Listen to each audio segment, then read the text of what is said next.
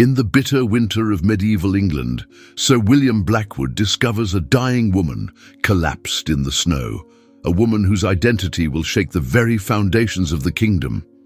Pregnant, desperate, and hunted by the most powerful men in the realm, she carries a secret that could change the fate of the throne itself. When Sir William brings this mysterious stranger into his castle, he has no idea that his act of mercy will plunge him into a dangerous web of royal conspiracy, forbidden love, and impossible choices. As the Duke of Kent's soldiers close in and the woman's time draws near, William must decide, will he sacrifice everything, his honor, his lands, perhaps even his life, to protect a woman he barely knows and a child that isn't his? Prepare for a breathtaking tale of sacrifice, betrayal, and a love that defies all odds in He Brought a Strange Pregnant Woman to the Castle. Follow our channel for more heart-stopping medieval romances like this video if it captured your heart, and comment where you're watching from. The greatest love stories are born in the darkest times. The bitter winter wind howled across the desolate moors surrounding Northwick Castle, carrying with it flurries of snow that stung the face like tiny needles. Sir William Blackwood, a knight of 40 years whose weathered face bore the scars of countless battles, urged his steed forward along the treacherous path. His broad shoulders were hunched against the unforgiving cold, his gloved hands gripping the reins tightly as he navigated the treacherous terrain. The journey back to the castle had been arduous. 3 days of diplomatic negotiations with neighboring lords had left William exhausted, his mind weary from the intricate dance of politics that he had never truly enjoyed. He was a man of action, of honor, and direct purpose, not one for the veiled threats and hollow pleasantries of court. As twilight descended upon the landscape, painting the snow-covered hills in hues of deep purple and blue, William's keen eyes caught sight of something unusual ahead. A dark shape collapsed by the side of the frost-hardened road. His warhorse, Tempest, nickered nervously, hooves prancing in the deep snow as they approached. "Easy, boy," William murmured, his breath forming clouds in the frigid air. "What troubles you?" The knight squinted through the fading light and swirling snow. What he had first taken for a fallen branch, or perhaps a bundle of discarded cloth, suddenly moved ever so slightly. William's hand instinctively moved to the hilt of his sword, years of combat experience making him wary of ambush. "Who goes? There!" he called out, his deep voice carrying across the silent landscape.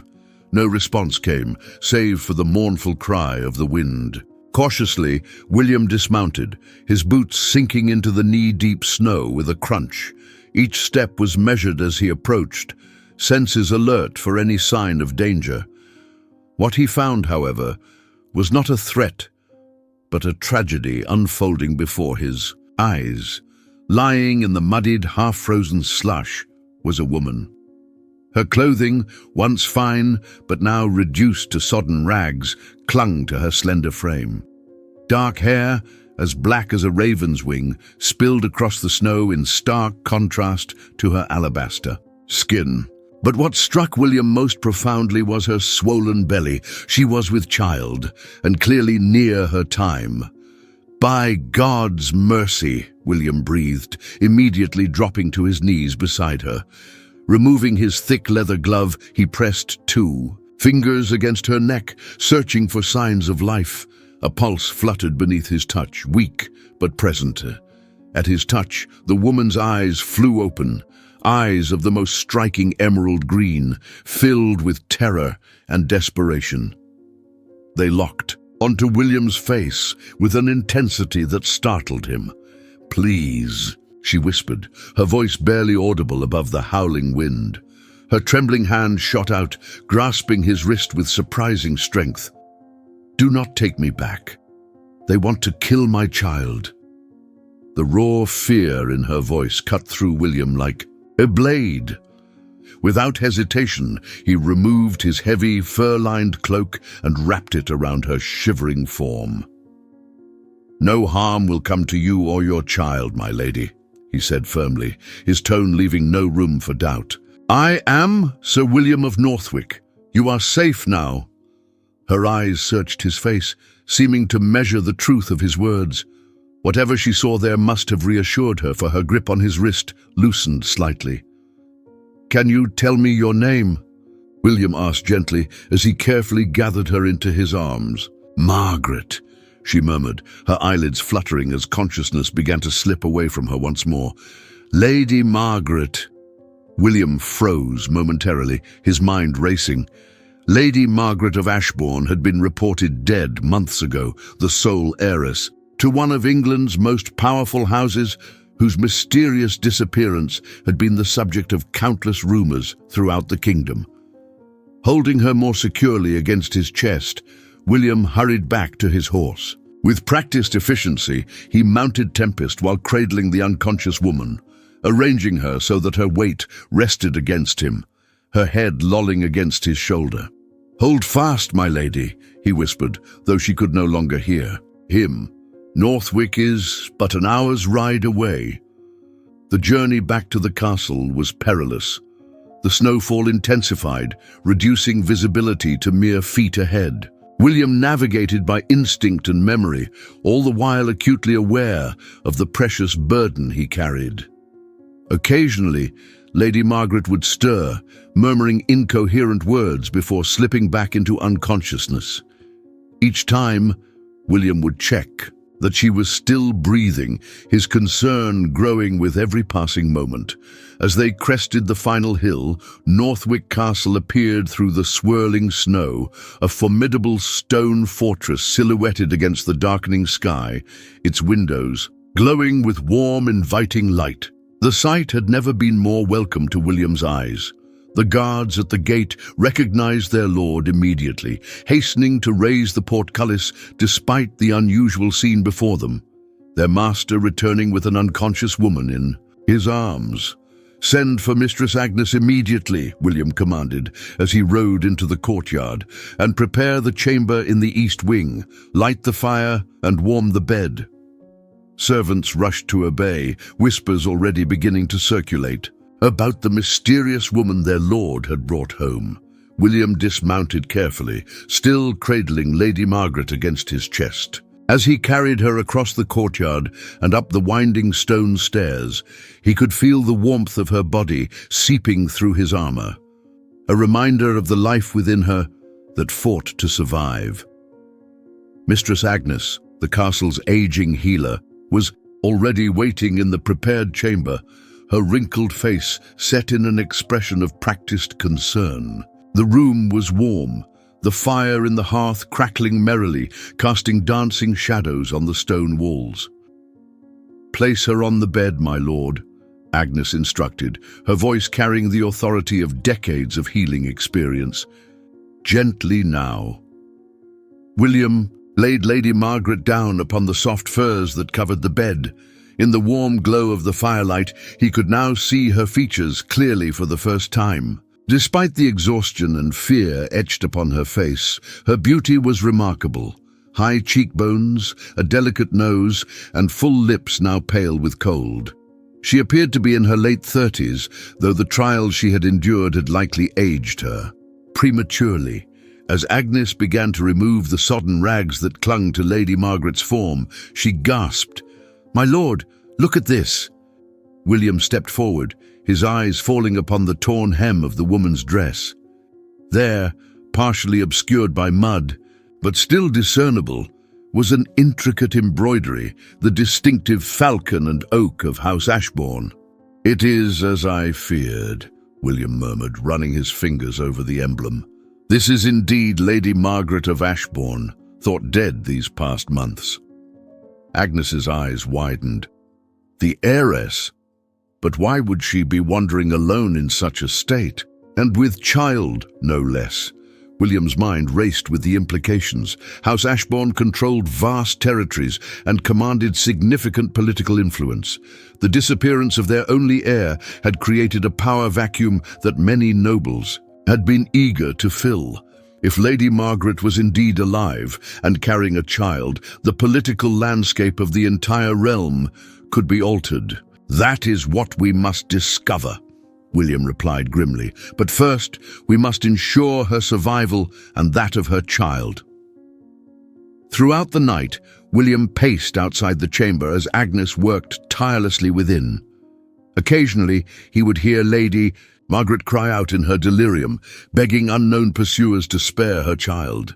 Each plea twisted something deep within his chest, a protective instinct he had not known he possessed. As dawn broke, casting pale light through the narrow windows of the castle, Agnes emerged from the chamber, wiping her hands on her apron. "She is stable for now, my lord," the healer reported. "The fever has broken, and both she and the babe still live. It is a miracle they have survived such ordeal." William's shoulders sagged with relief. "May I see her?" Agnes nodded. "She is awake, though weak. Be gentle with your questions, my lord. She has endured much." William entered the chamber quietly. Lady Margaret was propped up against the pillows, her raven hair washed and brushed, flowing around her shoulders like a dark waterfall. Her skin, though still pale, had regained some color, and her green eyes, now clear of fever, watched him approach with cautious gratitude. "Sir William," she said, her voice stronger than it had been on the road, "I owe you my life, and that of my child." William sat in the chair beside the bed, his posture formal despite the intimacy of the setting. "I merely did what any man of honor would do, my lady. But I must ask, what circumstances led the heiress of House Ashbourne to be alone and in such peril on the road to Northwick?" A shadow passed over Margaret's face, and her hand moved protectively to rest upon her swollen belly. "It is a long and dangerous tale, Sir William. One that places you in grave danger merely by hearing it." William leaned forward, his eyes meeting hers directly.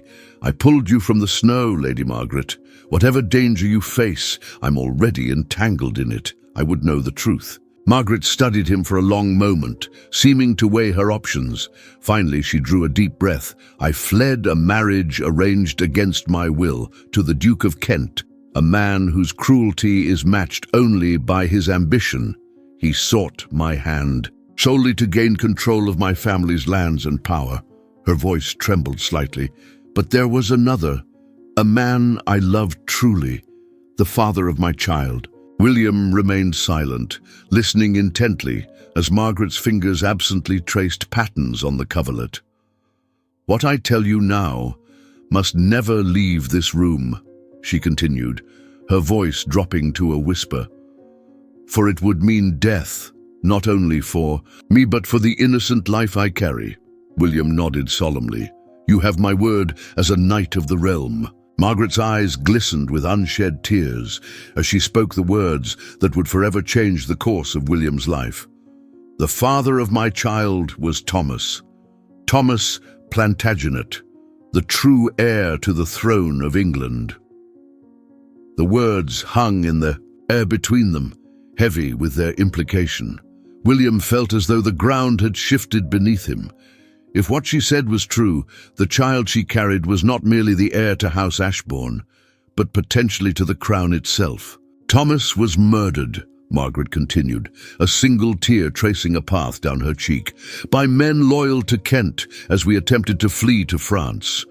I have been running ever since, knowing that if Kent discovers I live and that I carry Thomas's child, neither of us will survive the night." William rose from his chair and moved to the window, gazing out at the snow-covered landscape as he processed the magnitude of what he had just learned. By sheltering Lady Margaret, he was positioning himself against one of the most powerful men in England, perhaps even against the crown itself. And yet, as he turned back to look at the brave, frightened woman who cradled new life within her, he knew there was no other choice he could make. "Rest now, Lady Margaret," he said quietly. "You and your child are under my protection, and I swear by all that is holy, no harm shall come to either of you while I draw breath." As the words left his lips, William knew he had just pledged everything, his honor, his lands, perhaps even his life, to protect a woman he barely knew and a child not yet born. Yet somehow in the depths of his soul, he knew it was the most important oath he had ever taken. Outside the castle walls, the snow continued to fall, covering their tracks and, for the moment at least, keeping their secrets safe from those who would do them harm. The pale winter sun streamed through the leaded glass windows of the east chamber, casting long fingers of light across the stone floor. 3 days had passed since Sir William had rescued Lady Margaret from certain death on the frost-bitten road, and though her physical strength was gradually returning, the shadows beneath her eyes spoke of deeper wounds that would take far longer to heal. Mistress Agnes moved quietly about the chamber, grinding herbs in a small mortar, the rhythmic scraping sound oddly comforting in the stillness of the morning. The elderly healer had barely left Margaret's side, tending to her with a mixture of reverence and maternal concern that touched William deeply. "The fever has not returned," Agnes reported as William entered the room, his tall frame filling the doorway. "A good sign. Her body fights to protect the child." William nodded, his gaze drawn to Margaret, who lay propped against the pillows. Her raven hair braided loosely over one shoulder. The swell of her belly was prominent beneath the woolen blankets, a visible reminder of all that was at stake. "How does she fare in spirit?" William asked quietly, keeping his voice low, though. Margaret appeared to be sleeping. Agnes shook her head, her weathered face creased with concern. "She wakes screaming most nights. The horrors she has witnessed haunt her still." William's jaw tightened. In the days since Margaret's arrival, he had pieced together fragments of her story from her feverish ramblings, but much remained shrouded in mystery. He needed to know the full truth if he was to protect her properly. As if sensing his thoughts, Margaret's eyes fluttered open, those remarkable emerald eyes that seemed to hold both wisdom and vulnerability in equal measure.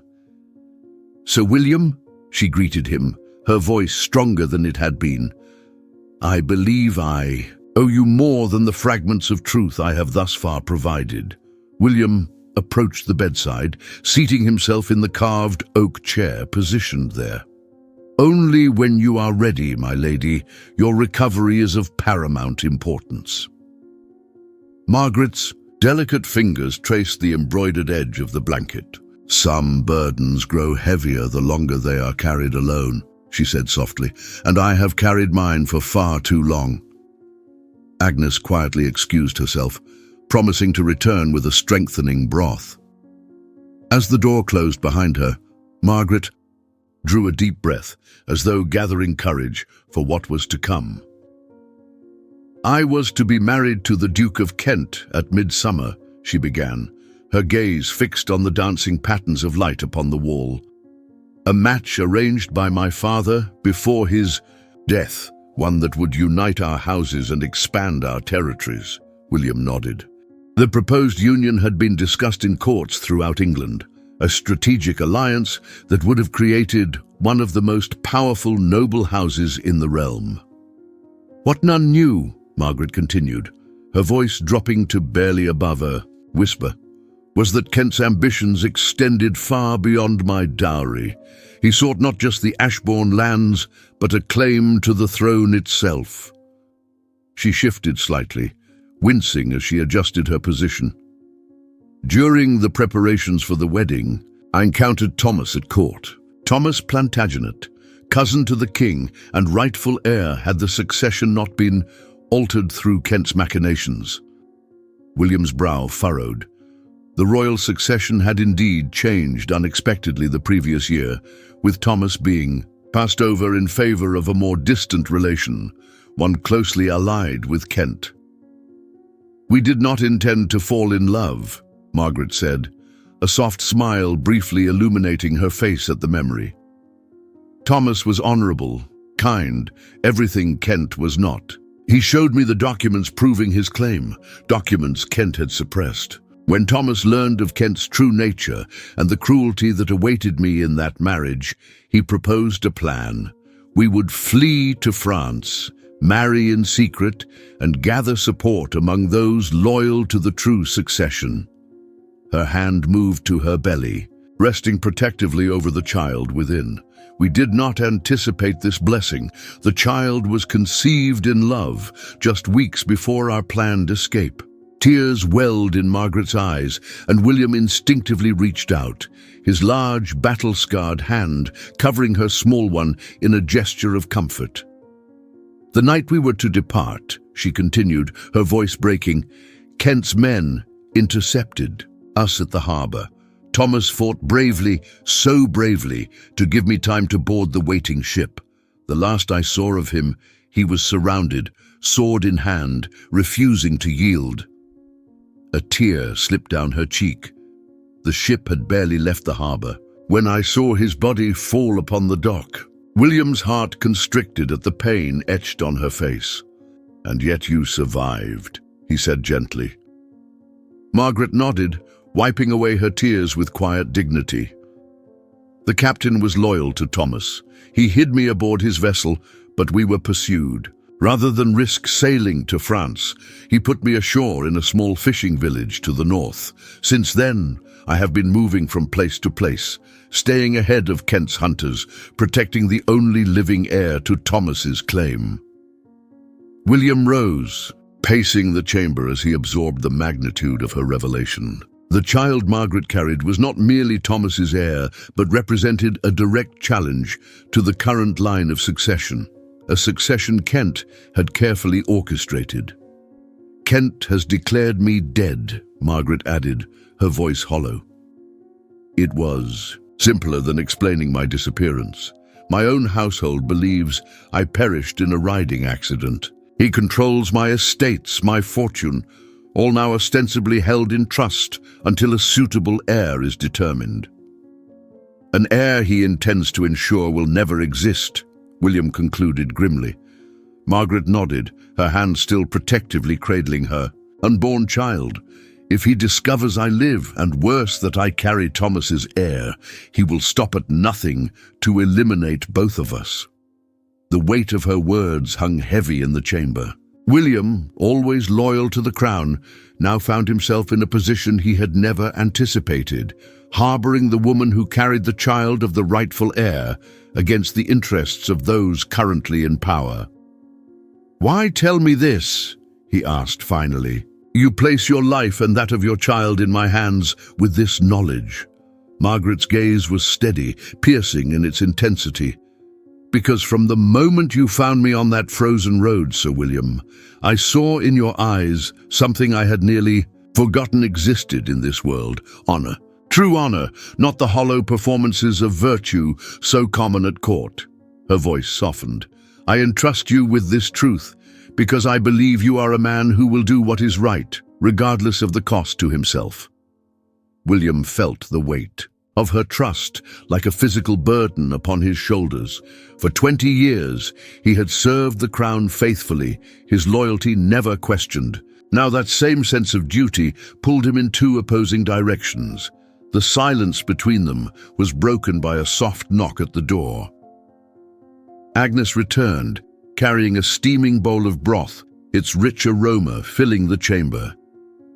As the elderly healer helped Margaret sit up more fully to take nourishment, William moved to the window, gazing out at the snow-covered courtyard below. The guards patrolled the walls, servants hurried about their duties, all unaware that within these very walls a quiet act of rebellion was taking form. In saving Margaret, he had unwittingly placed himself at the center of a struggle for the very future of England. And now, knowing the truth, there was no path back to the simplicity of his former life. "I will protect you," he said, finally, turning back to face her. "Both of you, whatever the cost." The gratitude that shone in Margaret's eyes in that moment kindled something within William's heart, something he had thought long since buried beneath years of duty and solitude, something that felt dangerously like hope. The great hall of Northwick Castle buzzed with urgent whispers as Sir William addressed his most trusted household staff. Flames crackled in the massive stone hearth, casting long shadows across the Worn flagstones, while outside, the winter wind howled like a beast denied its prey. It had been a fortnight since Lady Margaret's arrival, and the situation had grown increasingly precarious. "Word has reached us from the village," William announced, his deep voice resonating in the vaulted space. "The Duke of Kent has dispatched search parties throughout the northern counties. They seek a woman, a fugitive, they claim, who has stolen valuable property from his household." Beside him stood Edwin, his steward of 20 years, whose weather-lined face remained impassive save for the subtle tightening around his eyes. "They've already searched 3 villages to the east, my lord. It's said they leave no stone unturned, no household uninspected." A tense silence fell over the gathering. Though William had not shared the full truth of Margaret's identity with his staff, most had guessed she was a noblewoman in peril.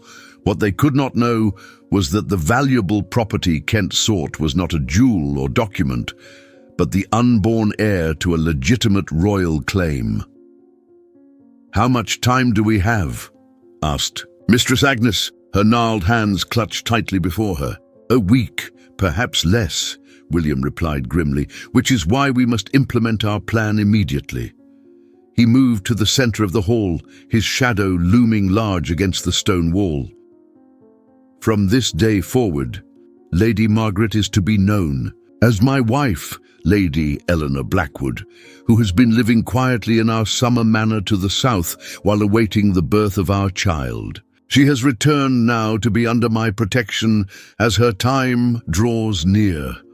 Murmurs rippled through the assembled staff. William had never taken a wife.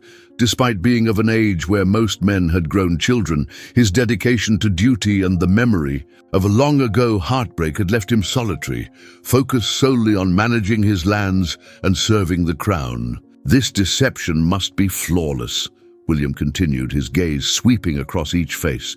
"Your loyalty will be tested. Your discretion is essential.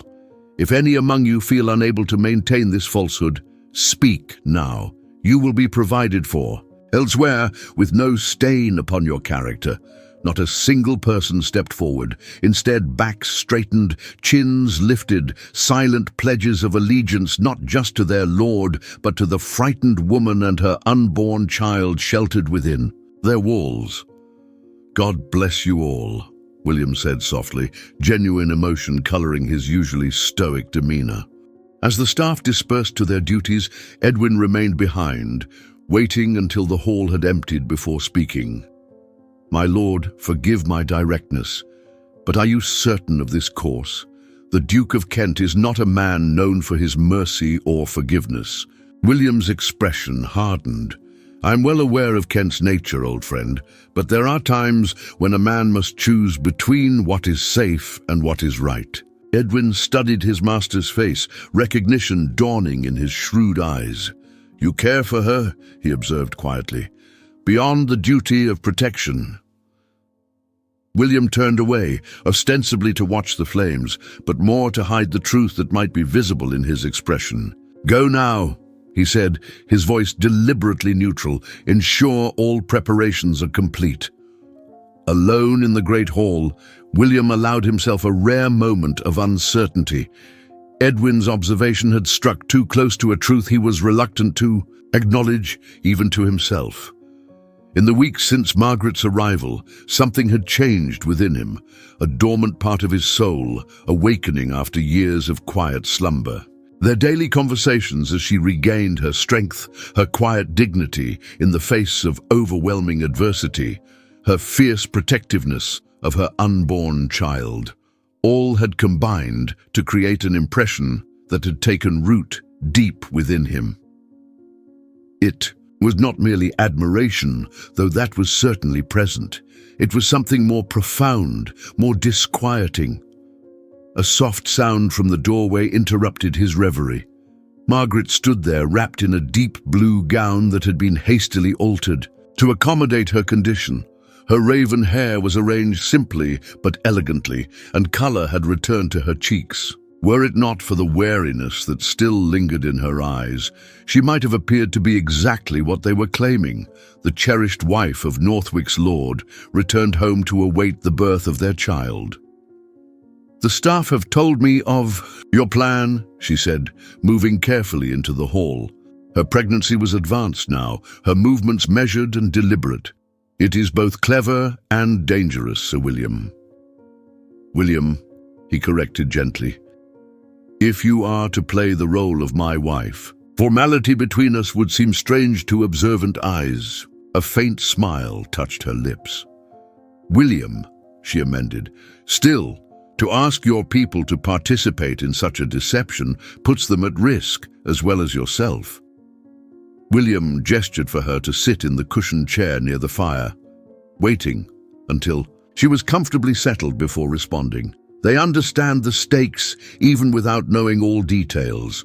They are good people, loyal to Northwick and its lord." "And if Kent's men come?" Margaret asked, her hand instinctively moving to protect her belly. "If they demand to search the castle, then we will welcome them with all courtesy," William replied, his voice hardening slightly. "And they will find nothing but what we wish them to see, a knight and his expectant wife surrounded by a household preparing joyfully for a birth." Margaret studied his face, her green eyes reflecting the dancing firelight.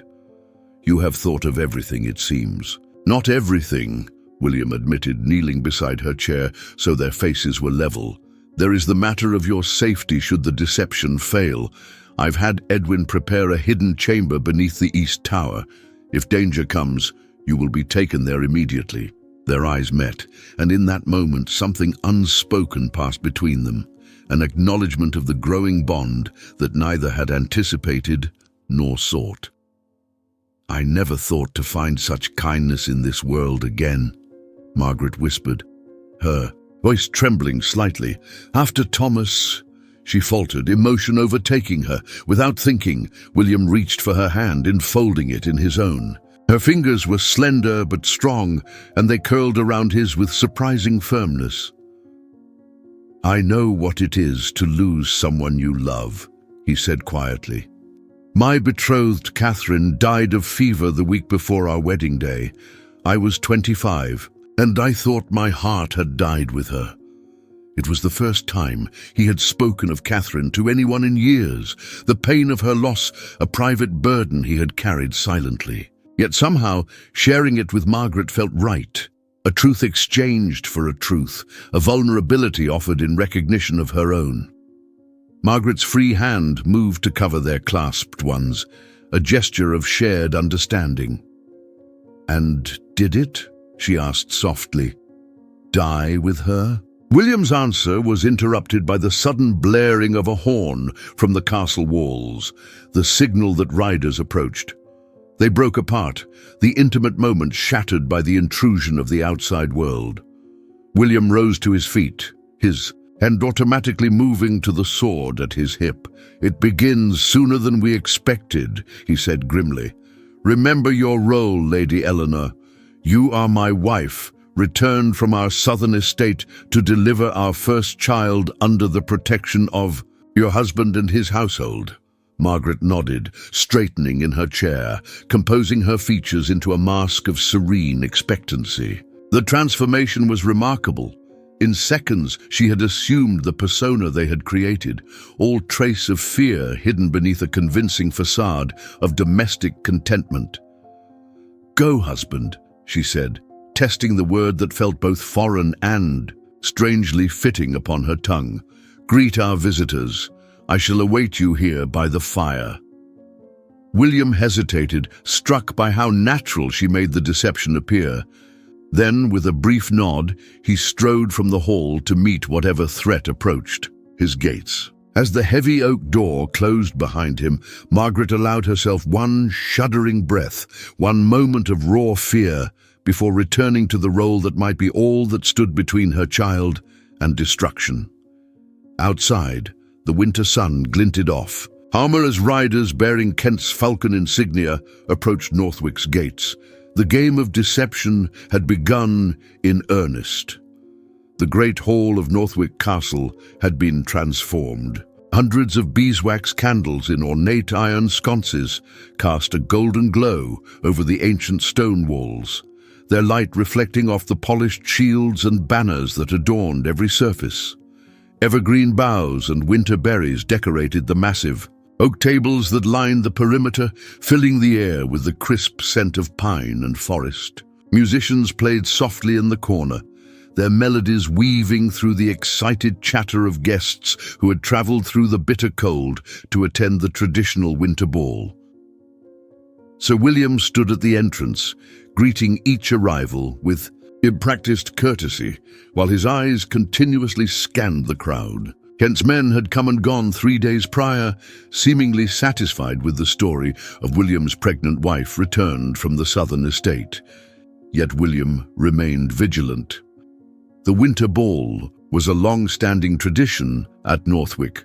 To cancel it would have raised suspicions, but opening his doors to the local nobility created new risks for Margaret. "You seem tense, old friend," observed Lord Henry Pembroke, clasping William's forearm in greeting. "Surely the prospect of impending fatherhood hasn't rattled the unshakable Sir William." William forced a smile. "Merely the responsibility of hosting, Henry, and yes, perhaps some natural concern for my wife's condition." Henry's eyes twinkled with good-natured mischief. "The mysterious Lady Eleanor, whom none of us knew existed until recently. You've kept her well hidden, William. One might almost suspect you invented her from thin air." Though spoken in jest, the comment sent a chill through William. Henry had always been perceptive, too perceptive for comfort in their current situation. "She preferred the quiet of the southern estate," William replied smoothly. "Court life holds little appeal for her." "Well, I look forward to meeting this woman who has finally captured the heart of Northwick's most determined bachelor," Henry said, moving into the hall with a knowing smile. William exhaled slowly, composing himself. The most difficult performance of the evening was yet to come. In the East Chamber, Margaret stood before a polished silver mirror, barely recognizing the woman who gazed back at her. Agnes and 2 handmaidens had spent hours preparing her for this night. Her raven hair was elaborately braided and coiled, small pearls woven throughout. The gown, hastily altered from one of William's late mother's court dresses, was of midnight. Blue velvet, its empire waist and flowing skirts elegantly accommodating her advanced pregnancy. "You look every inch a lady of the castle," Agnes said approvingly, adjusting the silver circlet that rested upon Margaret's brow. Margaret touched the soft fabric of the gown, anxiety tightening her chest. "I fear I've forgotten how to play such a role. It's been so long since I attended any gathering, let alone as hostess." Agnes's weathered hand covered hers reassuringly. "Just remember, you are Lady Eleanor Blackwood, beloved wife of Sir William, eagerly awaiting the birth of your first child. The rest will follow naturally." Margaret nodded, drawing a deep breath to steady herself. Tonight would be the true test of their deception. A single misstep, one unguarded moment, could bring everything crashing down around them. A soft knock at the door announced William's arrival. As he entered, Margaret turned to face him, and for a moment both stood in stunned silence.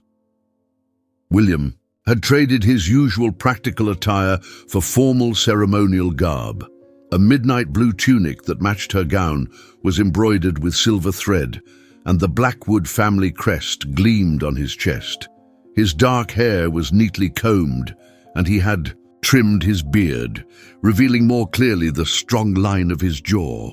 He looked every inch the powerful lord of the castle, and yet, as his eyes took in Margaret's transformation, there was a vulnerability in his expression that caught at her heart. "My lady," he said softly, his voice unusually husky. "You are breathtaking." A flush of warmth spread across Margaret's cheeks. "And you, sir, appear a different man entirely from the mud-splattered knight who rescued me from the roadside." William smiled, the tension in his shoulders easing slightly.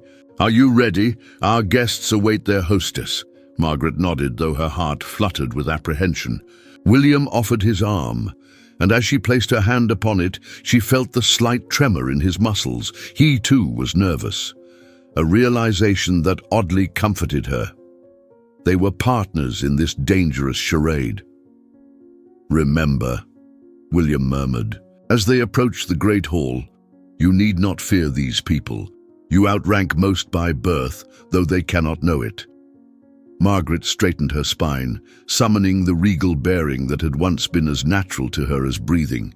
"I am Lady Eleanor Blackwood," she whispered, as much to herself as to him, "and tonight I dance with my husband." The musicians fell silent as they entered, and all eyes turned to regard the couple. Margaret felt the weight of scrutiny, the curiosity, the assessment, but rather than cowering beneath it, she lifted her chin and smiled serenely, channeling the confidence of her former life at court. William's voice rang out clear and strong. "My lords and ladies, I present to you my wife, Lady Eleanor Blackwood." A murmur rippled through the assembled guests, and Margaret detected the undercurrent of surprise and speculation. She inclined her head gracefully, acknowledging their attention without appearing to court it. As the musicians resumed playing, William led her carefully to the high table, where they took their seats. Course after course was served: roasted venison, swan pie, sugared fruits and spiced wine, while conversation flowed around them. Margaret answered questions about the southern estate with carefully rehearsed responses, spoke knowledgeably of the coming child, and played her role with a conviction that impressed even William. When the tables were cleared for dancing, William rose and extended his hand to her. "The first dance belongs to the Lord and Lady of the castle," he announced, "though I must request a gentler pace from our musicians, given my wife's condition." Laughter rippled through the hall as the musicians struck up a stately pavan. William led Margaret to the center of the floor, placing one hand at her waist while the other clasped hers. The touch of his fingers against the small of her back sent an unexpected shiver through her. As they began to move in the measured steps of the dance, the world around them seemed to recede. Margaret was acutely aware of William's nearness, the warmth of his body, the steadiness of his gaze. They had spent weeks in each other's company, sharing confidences, building trust. Yet somehow, this dance felt more intimate than any conversation. "You are performing admirably," William murmured, his breath warm against her ear as they turned. "They are captivated by you." "It is strange," Margaret replied softly, "to pretend to be someone I am not, while feeling more myself than I have in months." Their eyes met, and in that moment, the pretense between them seemed to dissolve.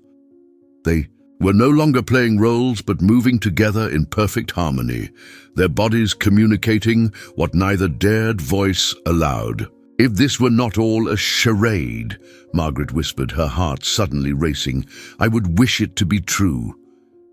William's hand tightened almost imperceptibly at her waist, his blue eyes darkening with emotion. The step of the dance brought them closer, and for a breathless moment Margaret thought he might forget himself entirely and kiss her before the assembled nobility. Instead, he whispered back, "As would I." The simple admission hung between them, changing everything and nothing simultaneously. They were still caught in a dangerous game, still surrounded by threats on all sides, and yet, in acknowledging the genuine feeling that had grown between them, they had crossed an invisible threshold. The music swelled around them as they completed the final turn of the dance. Applause erupted from the watching guests, many of whom were visibly moved by the apparent devotion between Northwick's lord and his new lady. As William escorted Margaret back to her seat, a commotion at the hall's entrance drew their attention. A royal messenger in mud-splattered livery was being admitted, his expression grave as he scanned the crowd. "My lord," Edwin appeared at William's side, his voice low and urgent. "An emissary from the Duke of Kent requests accommodation for the night. He brings sealed communications for several of the nobles present." Margaret's hand clutched William's arm, her knuckles white. With sudden fear, William covered her fingers with his own, the gesture outwardly affectionate while conveying silent reassurance. "We are, of course, honored to provide hospitality," William replied evenly. "Show him in and prepare suitable quarters."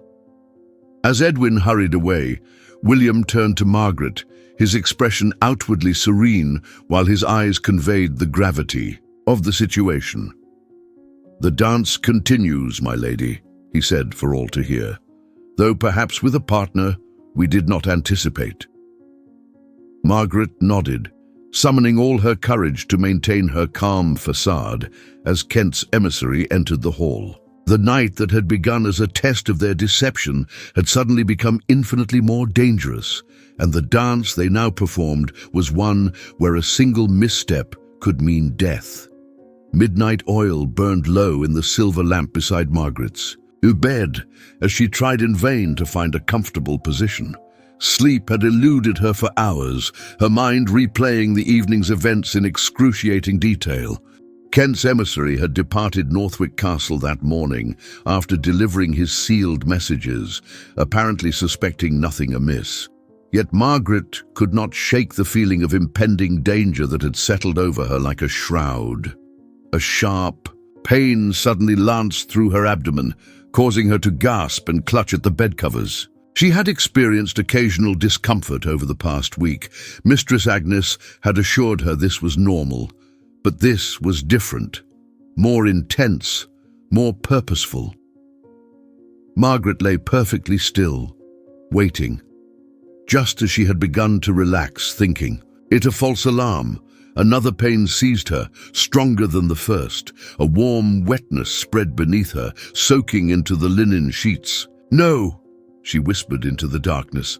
"Not yet, not now." The child was coming early. Too early. Fear clutched at her heart as she reached for the small bell beside her bed, her fingers trembling as she rang it urgently. Within moments, the door flew open, and Agnes rushed in, her grey hair loose around her shoulders, having clearly been roused from sleep. "My lady?" she questioned, but one look at Margaret's contorted face told her everything.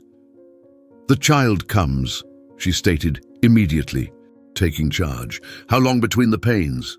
"Not long," Margaret gasped as another contraction gripped her.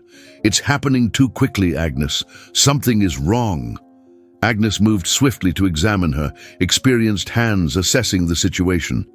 Her weathered face betrayed nothing, but Margaret could sense her concern. "I must fetch Sir William," Agnes decided, heading for the door, "and call the midwife from the village." "There's no time for the midwife," Margaret cried out as another pain tore through her. "The storm! She'll never make it through the snow in time." Indeed, outside the leaded glass windows, a late winter blizzard had whipped itself into a frenzy, howling around the castle's stone walls like a living thing. The roads would be impassable. Agnes nodded grimly. "Then we shall manage without her. I've delivered many babes in my time." She turned to the young maid who had appeared, wide-eyed in the doorway. "Fetch hot water, clean linens, and the birthing stool from the storeroom, then alert Sir William immediately." As the maid scurried away, Agnes began methodically preparing. The chamber, her movements efficient despite the urgency of the situation, Margaret watched through a haze of pain, terror mounting within her. This child, this precious, dangerous child, was all that remained of Thomas, all that remained of hope. "Agnes," she whispered between contractions, "promise me, if a choice must be made, save the child." The old woman paused in her preparations, her eyes suddenly fierce. "No such choice will be necessary, my lady. You will both live, I swear it." The door burst open and William stood there, hair disheveled, having clearly dressed in haste. His face drained of color as he took in the scene before him. "Margaret," he breathed, rushing to her bedside, all formality forgotten in his concern. She reached for his hand, clutching it as another contraction seized her. William's eyes widened at the strength of her grip, but he did not pull away, his steady presence anchoring her through the wave of pain. "I'm here," he said, his voice low and reassuring. "I'm right here with you." Hours blurred together as the labor progressed. The castle came alive despite the late hour, servants rushing to and fro with supplies, heating water, bringing fresh linens. Outside, the storm raged, unabated, as though nature itself mirrored the tumult within the castle walls. William remained at Margaret's side throughout, wiping her brow with a cool cloth, supporting her when Agnes instructed her to walk to ease the pains, holding her hands when she needed to push. His face was ashen, his palms sweating more profusely than in any battle he had ever fought, yet he never faltered. "You're doing wonderfully," he murmured encouragingly as dawn approached. "You are the strongest person I have ever known, Margaret." She managed a weak smile through her exhaustion. "I never thought to have you witness me in such a state," she gasped. "There is no state in which you are not magnificent," William replied with such simple sincerity that tears sprang to her eyes. Another contraction came, more powerful than any before. Margaret cried out, her body arching. "The child comes now," Agnes announced, positioning herself at the foot of the bed. "With your next pain, my lady, push with all your might."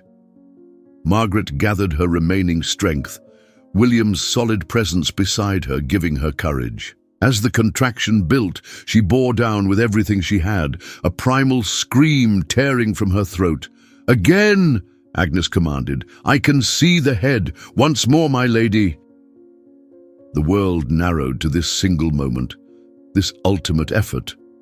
Margaret felt as though she were being torn apart, consumed by fire and pain.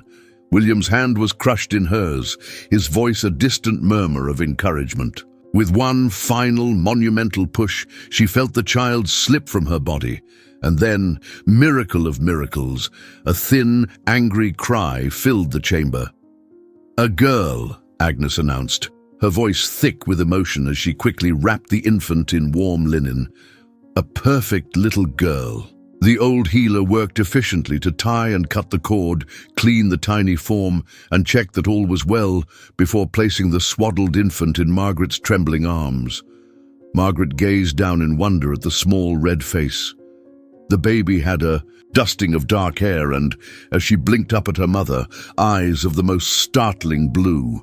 Thomas's eyes, unmistakably. "She's beautiful," William whispered, his own eyes suspiciously bright as he leaned close, one finger gently stroking the infant's cheek. Perfect in every way. In that moment, exhausted and overwhelmed, Margaret felt a surge of love so powerful. It took her breath away, love for this tiny, miraculous being, and also for the man beside her, whose steadfast presence had guided her through the darkest hours. "Would you like to hold her?" she asked softly. William hesitated, looking suddenly uncertain. "I've never held a babe before. I fear I'll do it wrong," Margaret smiled. "There is no wrong way if you hold her with love." Carefully, as though handling the most precious treasure in the world, William took the infant into his arms. His large hands, calloused from years of swordplay, cradled her with extraordinary gentleness. The contrast between the fierce warrior and this tender moment brought fresh tears to Margaret's eyes. "Hello, little one," William murmured, his voice unsteady. "Welcome to the world." The baby's tiny hand escaped her swaddling and curled reflexively around William's finger. He looked up at Margaret, his expression one of pure wonder. "What will you name her?" he asked. Margaret had thought long on this during the months of her pregnancy. "Eleanor," she said softly. "After my mother." "Eleanor," William repeated, testing the name. "It suits her well." A sudden commotion in the corridor broke the peaceful moment. Edwin burst into the chamber, his face grave. "My lord, forgive the intrusion," he said urgently, "but riders approach from the east. They bear the Duke of Kent's banner." The blood drained from Margaret's face as she reached for her child. William carefully returned the infant to her arms, his expression transforming from tender joy to grim determination in an instant. "How many?" he demanded, already moving toward the door. "At least 20, heavily armed," Edwin replied. "They'll reach the gates within the hour." William turned back to Margaret, his eyes meeting hers across the room. In that look was a promise, fierce and unwavering, that no harm would come to her or the child, whatever the cost. "Prepare the men," he instructed Edwin, "and send Agnes back immediately. Lady Margaret and the child must be moved to the hidden chamber without delay." As William strode from the room, the weight of command settling once more upon his shoulders, Margaret clutched her newborn daughter close. The joy of birth was abruptly overshadowed by the terror of what was to come. "Stay with me, little Eleanor," she whispered against the infant's soft head. "Your journey into this world has only just begun, and I swear by all that is holy, it shall be a long and happy one." Outside, the storm had finally broken, pale winter sunlight streaming through the windows. But on the eastern horizon, a dark line of riders approached, bringing with them a threat more dangerous than any storm. The winter sun cast long shadows across Northwick's snow-covered courtyard as William strode toward the battlements, his breath-forming clouds in the frigid air. Every fiber of his being urged him to return to Margaret and the newborn child, to stand guard over them personally. Yet he knew his duty now was to ensure the castle's defenses were impenetrable. "Report," he commanded as he reached his captain of the guard, a grizzled veteran named Garrett, who had served the Blackwood family for 30 years. 23 riders, my lord," Garrett replied, his scarred face grim. "Heavily armed. Not just scouts this time. These are Kent's elite guard." William nodded, his expression betraying nothing of the turmoil within. "Their purpose? Their leader claims they seek a fugitive, a woman who stole valuable items from the Duke's treasury. They demand the right to search every dwelling in the region by the king's authority." A muscle twitched in William's jaw. "And have they such authority in writing?" "Aye, my lord. A royal seal was displayed." William gazed out over the battlements toward the approaching riders. They were less than a mile away now, their armor glinting in the pale sunlight, Kent's falcon banner snapping in the winter wind. "Open the gates when they arrive," William said finally, "but only admit the commander and 5 men. The rest remain outside." Garrett raised an eyebrow but nodded. "As you wish, my lord." "And Garrett," William added, his voice lowering.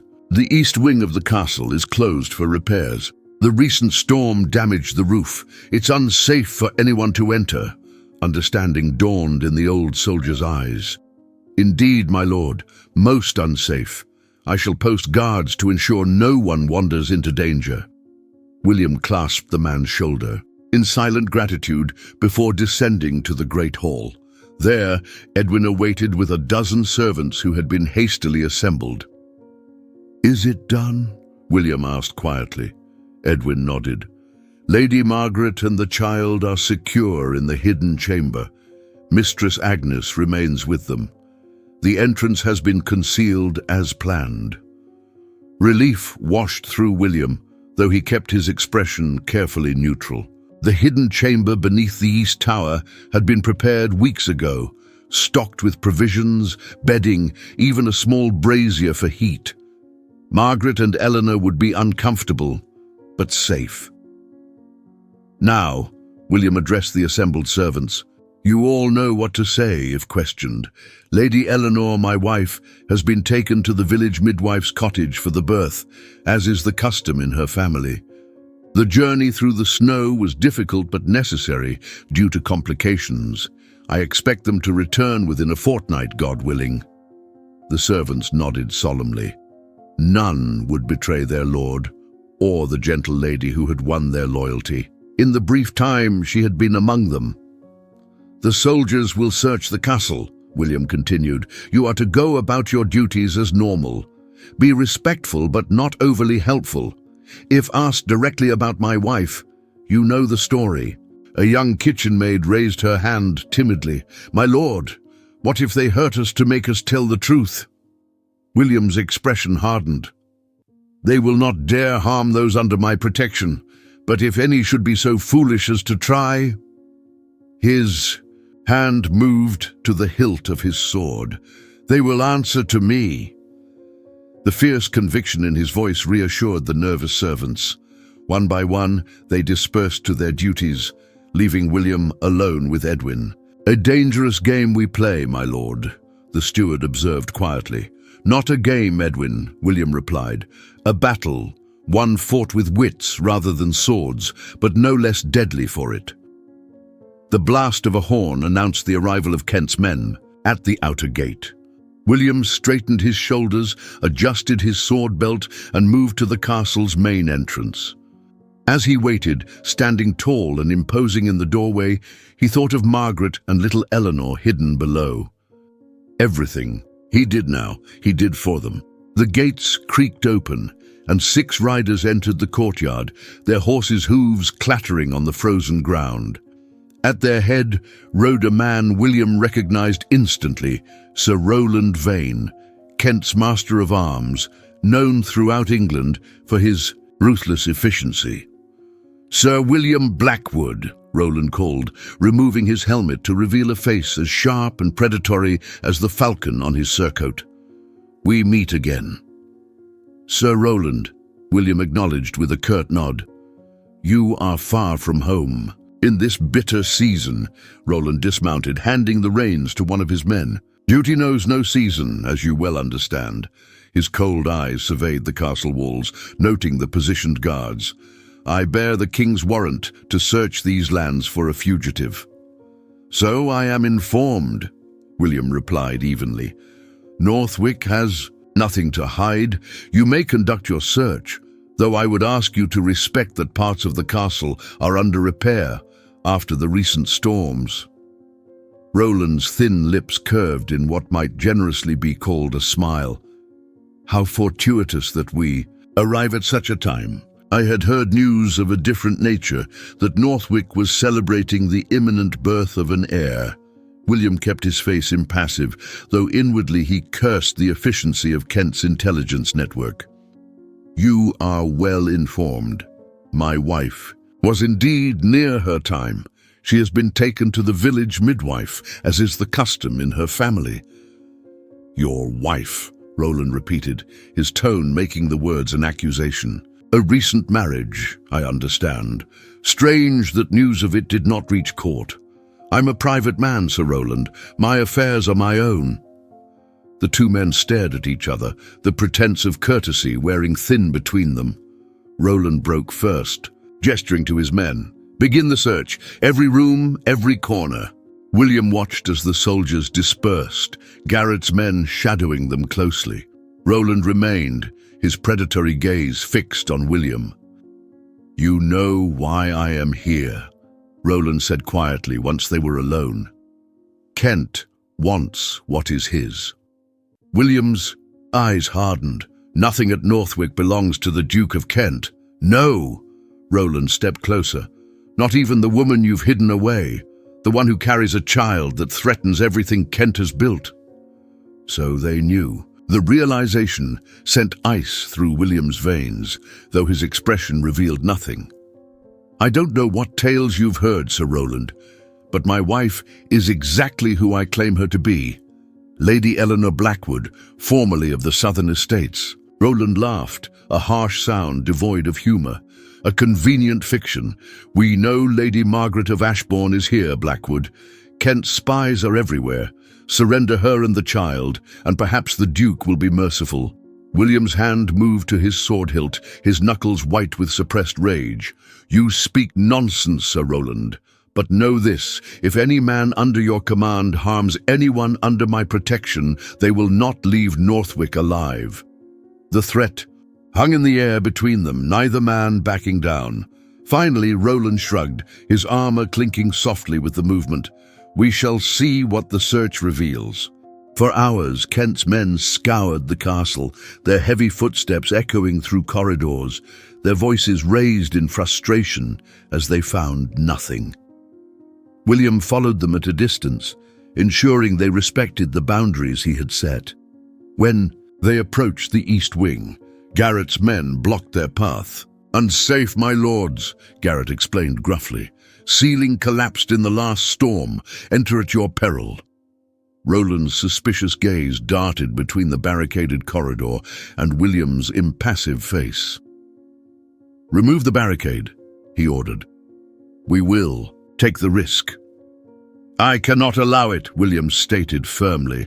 "The danger is genuine. 3 servants were injured in the collapse." Roland's hand moved to his sword. "Are you defying the king's warrant, Sir William?" The tension in the corridor was palpable, both sides poised on the edge of violence. William measured his next words carefully. "I defy no warrant, Sir Roland. I merely protect lives, including those of your men. But if you insist..." He gestured to Garrett. "Remove enough of the barricade to allow Sir Roland to see the damage for himself. He alone may enter, at his own risk." Garrett hesitated, then complied, shifting several heavy beams to create a narrow opening. Roland stepped forward cautiously, peering into the dimness beyond. William held his breath, praying that the preparations had been thorough. "What?" Roland's sword appeared to convince him. The corridor beyond was indeed in ruins, with fallen beams and stones littering the floor. What he could not know was that the damage had been carefully arranged just hours before, a convincing tableau of destruction that concealed the path to the hidden chamber. "Satisfied?" William asked as Roland stepped back, brushing dust from his cloak. The knight's eyes narrowed, but he nodded curtly. "For now." As dusk fell, Roland gathered his men in the courtyard, their search having yielded nothing. William stood on the castle steps, outwardly calm, though every nerve in his body remained taut with tension. "You have searched every corner of Northwick permitted by safety," he stated. "You have found no fugitive, no stolen treasury items. Your warrant has been honored, Sir Roland." Roland mounted his horse, his face tight with barely contained fury. "This matter is not concluded, Blackwood. Kent will hear of your repairs. He is welcome to send builders to assist once spring arrives," William replied evenly. As Kent's men rode out through the gates, William maintained his position until they were mere specks on the horizon. Only then did he allow his shoulders to sag slightly, the strain of the day catching up with him. "They'll be back," Garrett said quietly, coming to stand beside him. "With more men and fewer pretenses." William nodded grimly. "I know, but by then we must ensure Lady Margaret and the child are beyond their reach." Night had fallen completely by the time William descended the hidden staircase to the chamber beneath the east tower. The space was small, but surprisingly warm, the brazier casting a gentle glow over its occupants. Margaret sat on a makeshift bed, little Eleanor cradled in her arms. Her face was pale with exhaustion, but her eyes brightened as William entered. "They've gone?"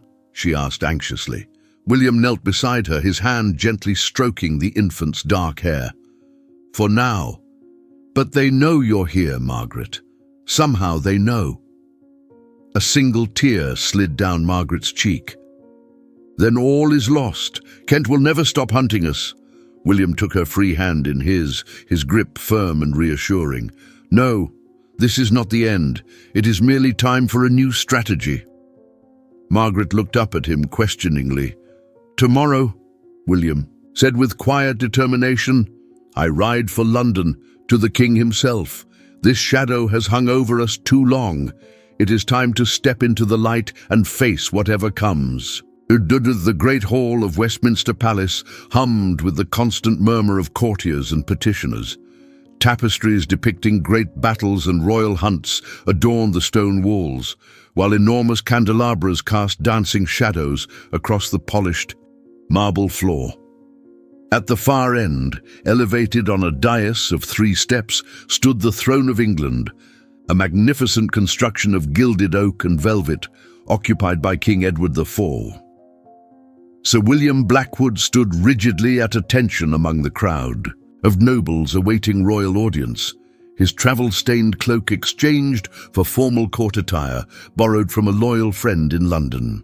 5 days of hard riding through treacherous winter conditions had brought him to the capital, leaving Margaret and Eleanor hidden at Northwick under Garrett's protection.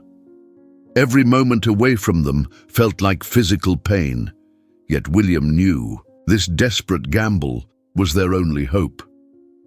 "Sir William of Northwick," the herald finally announced, his voice echoing through the cavernous hall. Conversation hushed as William strode forward, conscious of the curious glances and whispered speculations that followed his progress. He had been a respected but minor figure at court before retreating to his northern estates years ago. His sudden appearance, unannounced and requesting urgent audience with the king, had set tongues wagging throughout Westminster. William approached the throne and executed a perfect formal bow, one knee touching the cold stone floor, head inclined respectfully. "Rise, Sir William," King Edward commanded, studying the knight with shrewd eyes. Though only in his early 50s, the king's face bore the lines of a man who had weathered many storms to secure his crown. "It has been some time since you graced our court with your presence." "Indeed, your majesty," William replied, meeting the king's gaze directly. "I would not disturb your peace without grave cause." Edward leaned forward slightly, interest flickering across his features. "So we are given to understand you requested private audience on a matter of great urgency and delicacy." William's eyes swept the crowded hall, noting the many ears straining to catch every word. Among the sea of faces, he spotted several wearing Kent's colours, their expressions calculating. "If it please your majesty," he said carefully, "the matter concerns the security of the realm and the justice due to one who has suffered grievous wrong." The king studied him for a long moment, then nodded. "Very well, we shall hear you in the privy chamber." He rose, signalling to his guards. "Lord Canterbury, Lord Essex, attend us. The rest of today's petitioners will be heard tomorrow." A murmur of disappointment rippled through the hall as the king departed through a side door, William following at a respectful distance. The privy chamber was a smaller, more intimate space, with a crackling fire warding off the February chill and richly upholstered chairs arranged around a polished oak table. Only the king's most trusted advisors were permitted entry to this inner sanctum. Once the heavy door closed behind them, Edward turned to William, his formal manner relaxing slightly. "Now, Sir William, speak plainly. What brings you to court with such urgency?" William drew a deep breath, knowing that his next words would either secure Margaret and Eleanor's safety or condemn them and himself to destruction. "Your Majesty, I come concerning Lady Margaret of Ashbourne, whom the realm believes dead these past months." A charged silence fell over the chamber. The king's eyes narrowed, while Lords Canterbury and Essex exchanged startled glances. "Explain yourself," Edward commanded, his voice dangerously soft. "Lady Margaret lives, Your Majesty. She has been under my protection at Northwick Castle since I discovered her near death on the northern road some months ago." William paused, then added the crucial detail. "She has recently given birth to a daughter." The king's face remained impassive, though a muscle twitched in his jaw. "And the father of this child." This was the moment of greatest peril. William met the king's gaze unflinchingly. "Thomas Plantagenet, Your Majesty, your cousin and once heir to your throne." Lord Essex inhaled sharply. "This is treasonous talk, Blackwood. Thomas was a traitor who plotted against the king's life. No, my lord, William countered firmly. That was the tale spread by those who benefited from his death, chief among them the Duke of Kent, whose men murdered Thomas as he attempted to flee England with Lady Margaret. Ah, the king's expression darkened. These are grave accusations against one of my most powerful nobles, Sir William. Have you proof of these claims? William reached into his doublet and withdrew a sealed packet. Lady Margaret entrusted me with these documents.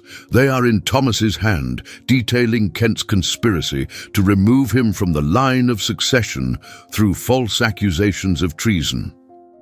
Edward took the packet, breaking the seal with careful fingers. The chamber fell silent, save for the crackling of the fire, as the king read through the parchments, his expression growing increasingly troubled. "This is indeed Thomas's hand," he murmured finally, "and the seal is genuine."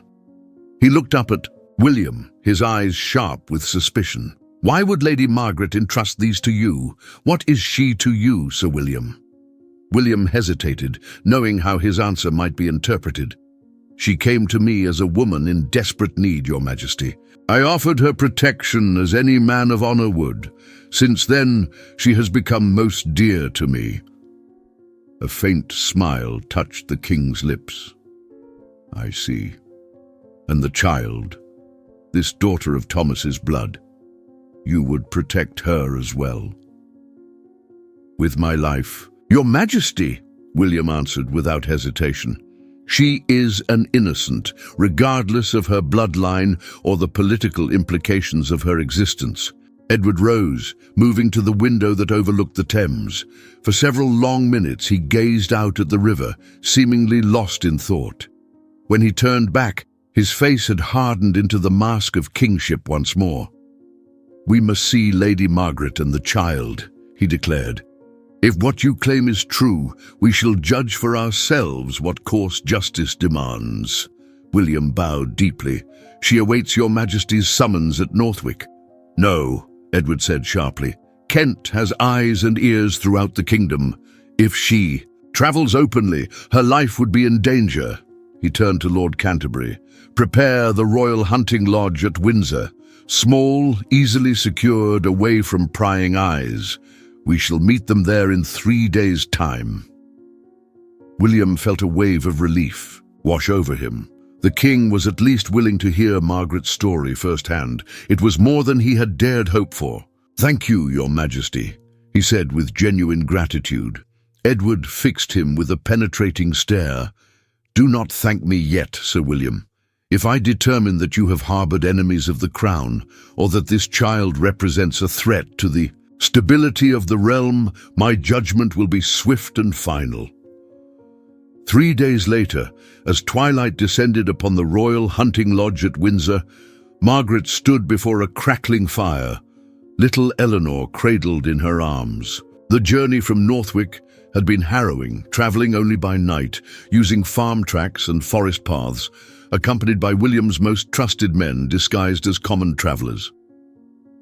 "Are you certain this is wise?" she asked William softly, her face pale with exhaustion and fear. "To place ourselves entirely at the king's mercy?" William moved to stand beside her, gently adjusting the blanket around Eleanor's sleeping face. "It is our only hope for a life free from constant hiding and fear. Edward is stern but just. He loved Thomas once. They were raised together as boys." Margaret nodded, though anxiety still shadowed her eyes. "And if he chooses to believe Kent's lies, if he sees Eleanor as a threat?" Before William could answer, the door opened, and the king himself entered, accompanied only by Lord Canterbury. Margaret immediately sank into a deep curtsy, careful not to disturb the sleeping infant. "Rise, Lady Margaret," Edward commanded, his voice softer than William had ever heard it. "Let me see my cousin's child." With trembling hands, Margaret straightened and turned so that the firelight illuminated Eleanor's tiny face. The king approached, slowly, his expression unreadable as he gazed down at the sleeping infant. "She has Thomas's eyes," he said finally, one finger gently touching the baby's cheek. "The Plantagenet blue." "Yes, Your Majesty," Margaret whispered, tears gathering in her eyes. "She has her father's eyes and his gentle spirit, I believe." Edward's gaze shifted to Margaret's face, studying her intently. "Tell me everything. Lady Margaret, from the beginning, speak truly, for your life and that of your child depend upon it." For over an hour, Margaret recounted her story, her arranged marriage to Kent, her meeting with Thomas, their love, their plans to flee, and the terrible night of Thomas's murder. She spoke of her months in hiding, her desperate journey north, and William's rescue on that snow-covered road. Throughout her tale, Edward listened in silence, his expression giving nothing away. When she finished, the king turned to William. "And you, Sir William? Why risk everything, your lands, your title, your life, for this woman and her child?" William straightened, meeting the king's gaze without flinching. "Because it was right, Your Majesty, and because I have come to love them both more than my own life." A long silence followed his declaration. Edward paced the chamber, hands clasped behind his back, the weight of judgment heavy upon his shoulders. Finally, he stopped before the window, gazing out at the moonlit forest beyond. "Kent has betrayed me," he said at last, his voice carrying the cold edge of royal fury. "Not once, but many times. He used my trust to eliminate Thomas, to seize lands not rightfully his, to consolidate power that threatens even the throne itself." He turned back to face them, his decision evidently made. "Lady Margaret of Ashbourne, I hereby restore to you all lands, titles and privileges of your house. Your daughter, Eleanor, is recognized as legitimate heir to both Ashbourne and Plantagenet bloodlines." Margaret gasped, tears spilling freely down her cheeks. William moved to support her as her knees threatened to give way with relief.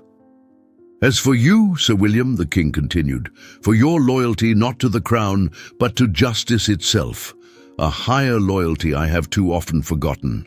I grant you the title of Earl of Northwick, with all attendant lands and privileges." William bowed deeply, overwhelmed by the king's generosity. "Your Majesty is most gracious." "Not gracious," Edward corrected, a hint of a smile softening his stern features. "Merely just, albeit belatedly." He moved closer, lowering his voice.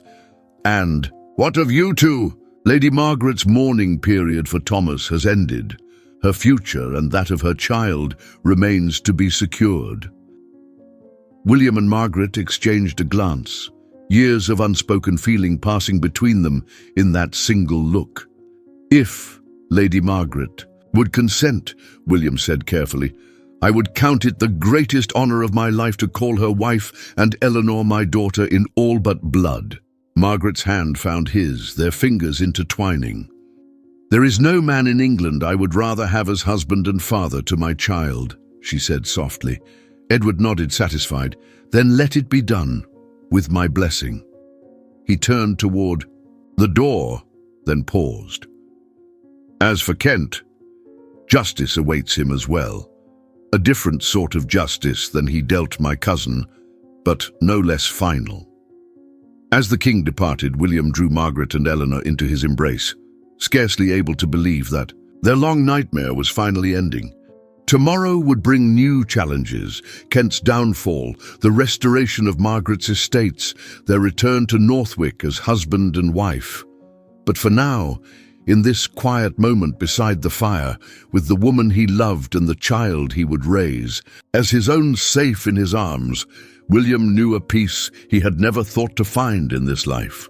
"It's over," he whispered against Margaret's hair. "We're free." Spring had transformed Northwick Castle and its surroundings, banishing the harsh winter that had witnessed so much fear and struggle. The ancient stone walls were now softened by climbing roses just beginning to bloom, while the courtyard had been swept clean and decorated with garlands of fresh greenery and early spring flowers. Cherry trees in the gardens beyond burst with delicate pink blossoms that drifted like perfumed snow in the gentle breeze. In the small chapel adjoining the castle, final preparations were underway for a ceremony many had thought would never come. Servants bustled about, arranging flowers and lighting candles, their faces alight with genuine joy rather than mere duty. The past weeks had brought extraordinary changes to Northwick, not just the physical transformations wrought by the changing season, but a fundamental shift in the very atmosphere of the place. News of the Duke of Kent's arrest and imprisonment for treason had spread throughout the realm. His estates had been seized by the crown, his supporters scattered or hurriedly pledging new allegiances. The king's justice had been swift and complete, the evidence provided by Margaret leaving no room for mercy or appeal. The shadow that had hung over them for so long had finally lifted, allowing the light of new beginnings to shine through. In her chamber in the East Wing, now fully restored and more beautiful than ever, Margaret stood before a polished silver mirror, hardly recognizing the woman who gazed back at her. Gone was the haunted, exhausted fugitive who had collapsed by the roadside months ago. In her place stood a woman transformed by safety, love, and hope, her green eyes bright with anticipation, her raven hair arranged in an intricate style adorned with small white flowers and pearls. "You look radiant, my lady," Agnes said softly, adjusting the fall of the elegant ivory gown that hugged Margaret's now slender figure. The simple dress, edged with delicate lace and tiny seed pearls, was far removed from the elaborate court gowns she had once worn, yet infinitely more beautiful to her eyes. "I scarcely believe this day has come," Margaret confessed, her hands smoothing the soft fabric nervously. "After so much darkness, to find such light." Agnes smiled, the wrinkles around her eyes deepening with genuine affection. "You deserve this happiness, child. Both of you do." A soft cooing sound drew Margaret's attention to the cradle near the window where little Eleanor lay awake, her tiny fists waving in the air as she gazed up at the colorful tapestry hanging above her. At 3 months old, she was growing stronger daily, her remarkable blue eyes, so like her father's, taking in the world with increasing curiosity. Margaret moved to the cradle, lifting her daughter into her arms. "What do you think, my precious one? Shall we go make Sir William your father in truth, as he has been in heart since the day of your birth?" Eleanor gurgled in response, one small hand reaching up to touch her mother's cheek. Margaret pressed a gentle kiss to the baby's forehead, breathing in the sweet scent that never failed to fill her heart with overwhelming love. A knock at the door announced the arrival of Lord Essex, who had journeyed from London to represent the king at the ceremony. The elderly nobleman bowed deeply as he entered. "Lady Margaret, you are a vision," he said warmly. "The king sends his regrets that affairs of state prevent his attendance, but bids me give you this as a token of his blessing." He extended a small velvet box. Inside lay a magnificent pendant, a sapphire surrounded by pearls hanging from a delicate gold chain. "It belonged to Queen Eleanor," Lord Essex explained. "His Majesty thought it fitting that it should now belong to you, as your daughter bears her name." No tears welled in Margaret's eyes as Agnes carefully fastened the precious jewel around her neck.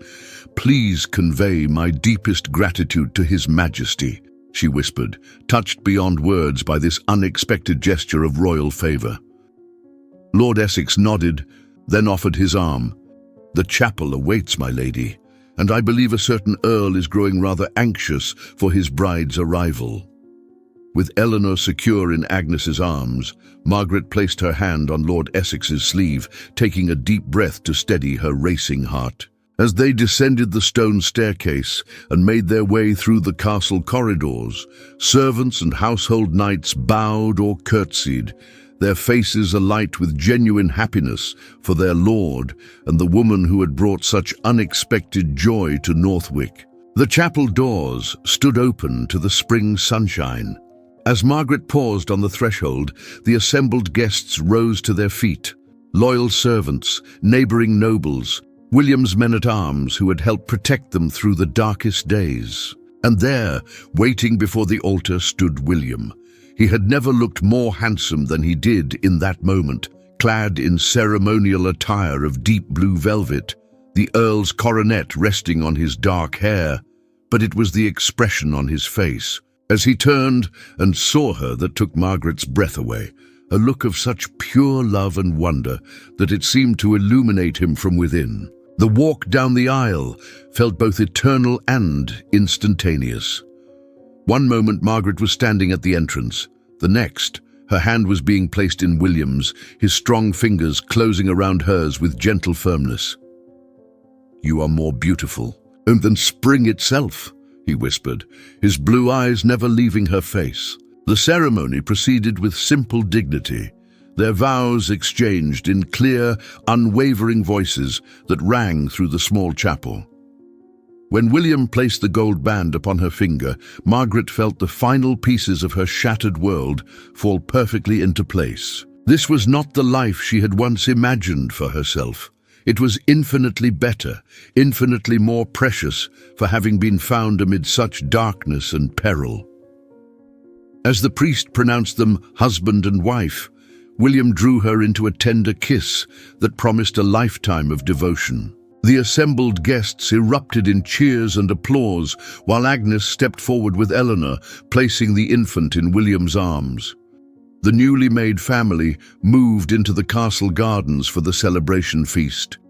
Tables had been arranged beneath. The cherry trees, laden with the finest food and wine Northwick's kitchens could produce. Musicians played joyful tunes as servants poured wine and guests offered congratulations to the newlyweds. As twilight approached, casting a golden glow over the gathering, William led Margaret away from the festivities to a quiet corner of the garden overlooking the valley below. Eleanor slept peacefully in her mother's arms, exhausted from the day's excitement. "Happy, my love?" William asked softly, his arm encircling Margaret's waist. "Beyond words," she replied, leaning her head against his shoulder. "If someone had told me a year ago that I would find such joy after such sorrow, I would never have believed them." William's hand came up to gently stroke Eleanor's dark hair. "She grows more beautiful each day," he observed. "Thomas would be proud." Margaret looked up at him, her heart swelling with love for this remarkable man who could speak his predecessor's name without jealousy or resentment. "He would be grateful as I am that she has you for a father." "I will tell her of him when she's older," William promised. "Of his courage, his honor, his love for you.